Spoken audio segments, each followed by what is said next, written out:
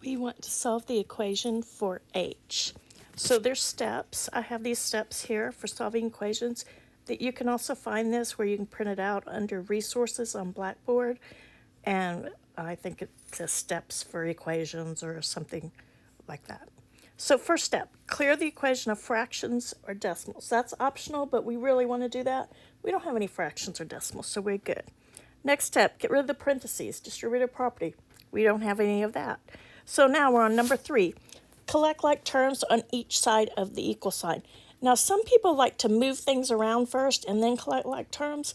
I like to collect like terms first because then that's less to move around and the fewer chances for mistakes. Now, like terms, they have the same variable, that h, with the same exponent. The exponent's understood to be 1.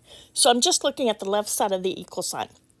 So 2h plus 6h. Remember, the signs in front of the numbers go with it. So we're going to add and get 8h.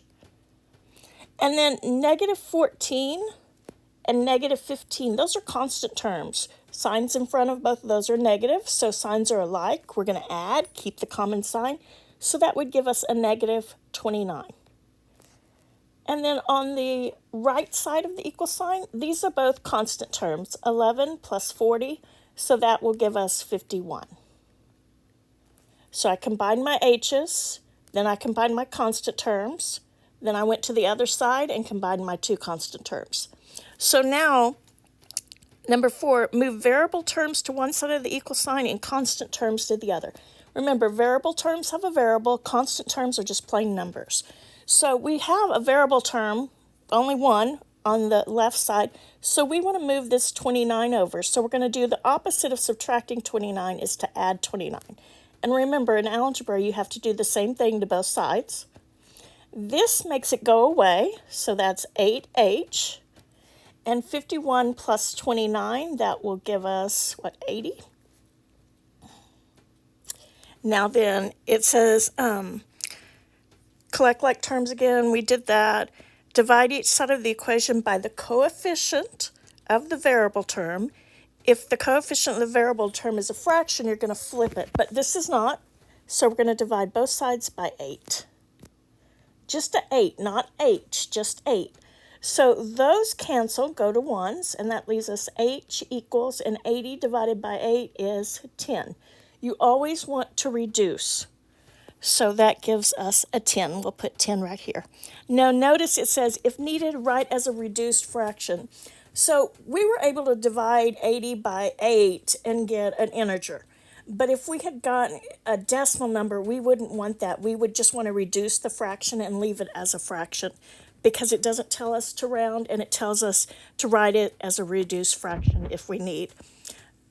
Clicking on this show detailed solution, be mindful that sometimes they have more steps or different steps, and sometimes it can get a little confusing, but that is there for you.